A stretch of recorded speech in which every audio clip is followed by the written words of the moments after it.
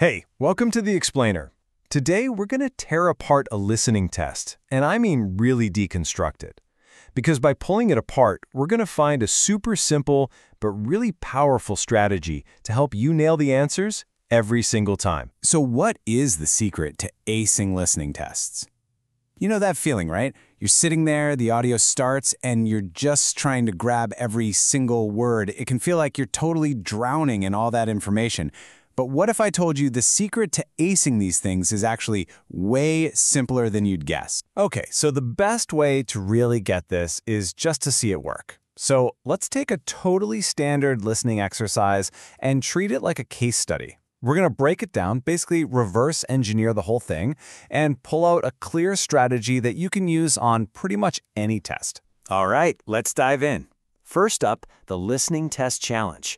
We need to analyze a typical story. So here's the story. Just imagine for a second you only get to hear this once. That's it. Your brain is scrambling, trying to catch all those little details.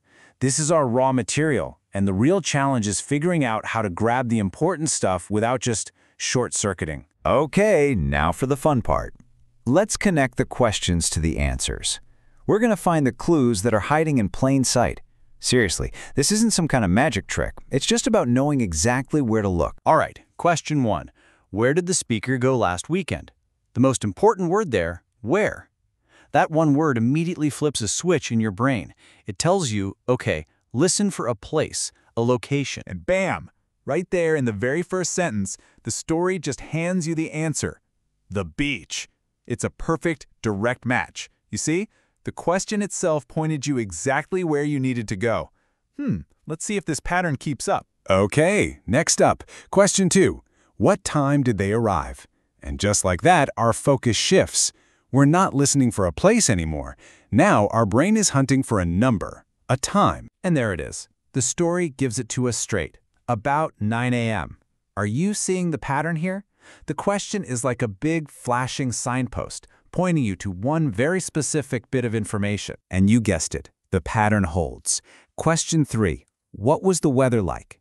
Now we're listening for something totally different. Descriptive words, adjectives that tell us about the weather. And the text just delivers it on a platter, sunny and warm.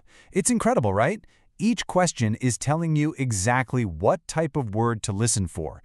It lets you just filter out all the extra noise. Okay, now for a slight curveball.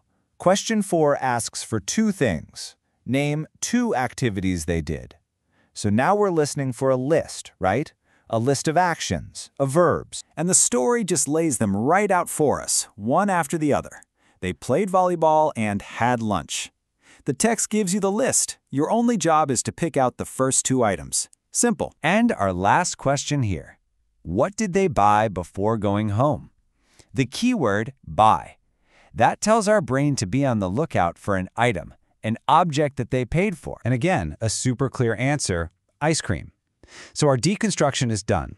And what did we find? For every single question, there was a direct, explicit answer just sitting there in the text, waiting for us. Okay, so what was the point of all that? It's obviously not just about a day at the beach. What we've really done is uncover a super powerful strategy that works underneath it all. So let's give this thing a name, make it official. Let's call it keyword listening. It's really just the technique of using the questions themselves to know what to listen for. So instead of just passively trying to absorb everything, you're actively hunting for specific words. Words about places, times, actions, you name it. And this is the big takeaway, the really crucial point. You now have a roadmap. You don't have to go into a listening test feeling lost. The questions themselves are your map, and they tell you what's important before you even press play. So think of it like this. This is your keyword roadmap. Before the audio starts, you quickly scan the questions. See a where question? Great, you're listening for a place. See a when or what time question? You're listening for a time. What did they do? You're listening for actions. What did they buy? You're listening for an object. Every single keyword gives you a crystal clear mission. And why does this matter so much? Because it's a total game changer. It turns you from someone who is just passively hearing into an active listener who's on a mission. That focus helps you cut through all the extra stuff. And you know what? It makes you less anxious because you actually have a plan. Best of all, this works for so many different kinds of listening tests. It's a universal skill. So, the next time you've got a listening test, don't just hear the story. Hunt for the answers. The questions are your guide, and the keywords, they're your target. So the only question now is, what keywords are you going to be listening for?